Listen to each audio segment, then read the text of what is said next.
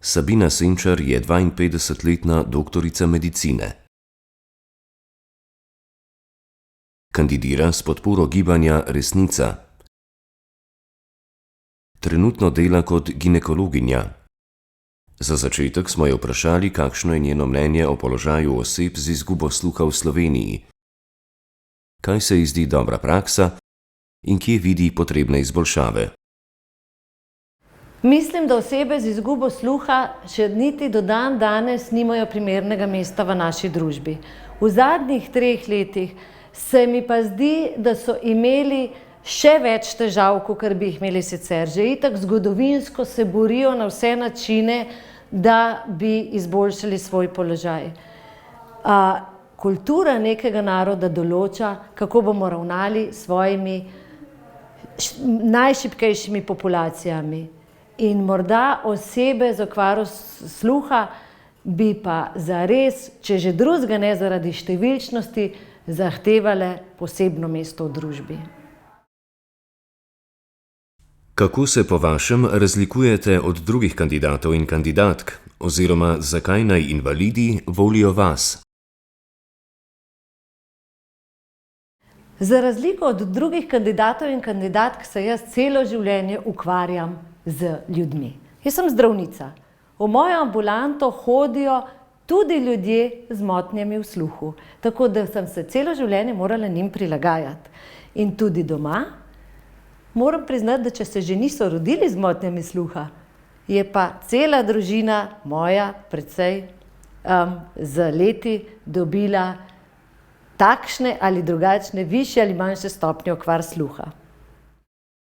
Katera zadolžitev predsednika republike se vam zdi najpomembnejša? Najpomembnejša zadolžitev predsednika republike je, da brani ustavni red in se zavzema za dobrobit vseh državljanov in državljank Slovenije. Vsemi mora ravnati iz stališča enakosti, ker samo tako bo pravičen. In dober predsednik je etičen predsednik in mora vedno vedeti in imeti posluh za vse skupine državljanov. Kako lahko vplivate na izboljšanje invalidskega varstva pri nas?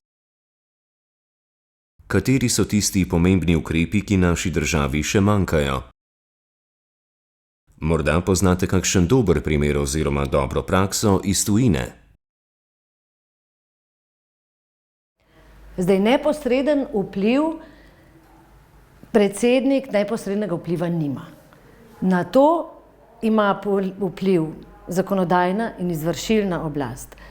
Ampak civilna družba lahko opozori, predsednik republike lahko da glas in svojo prisotnostjo protokolarno in tudi javno lahko naredi prostor, kjer se bo slišalo tudi te, ki sami slabše slišijo. Pri katerih invalidskih temah boste najbolj glasni? In zakaj se boste zavzemali kot potencialna predsednica? V zadnjih 3 letih so imele osebe z izgubo sluha morda najtežji položaj v družbi. Osebam z izgubo sluha so jih učili, da morajo brati z ustnic. V času mask, pa ne samo mask v notranjih prostorih, kjer je zakrit spodnji del obraza, so imeli veliko manjše možnosti, da so lahko se vključevali v družbo. In mislim, da moramo na nek način opozoriti tudi na to, da so med nami ti, ki ne morejo enako komunicirati, kadar zapovedujemo neke ukrepe. Moramo vse deležnike družbe slišati. In mislim, da tokrat mi nismo slišali oseb z izgubo sluha in ne obratno. Mislim, da so osebe z izgubo sluha slišale nas veliko bolje, kot smo mi prisluhnili njim. In to se mi zdi, da se zgodi v času katerekoli krize.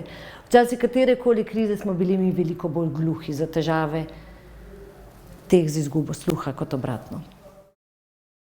Kje na področju invalidskega in socialnega varstva Slovenija najbolj zaostaja? In kje je najbolj napredna? Slovenija nažalost zaostaja na vseh področjih, kjer gre za osebo, ki potrebuje neke prilagoditve, takšne in drugačne. Verjetno je v veliki meri to odvisno tudi od finančnega stanja države, koliko lahko prispeva za to, da bojo ene in drugi boljše živeli. Ampak to ni vse.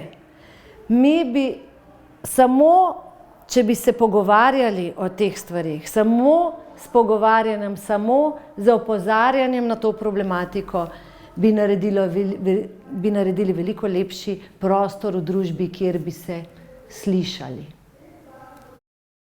Volitve predsednika Republike Slovenije bodo potekale v nedeljo 23. oktobra.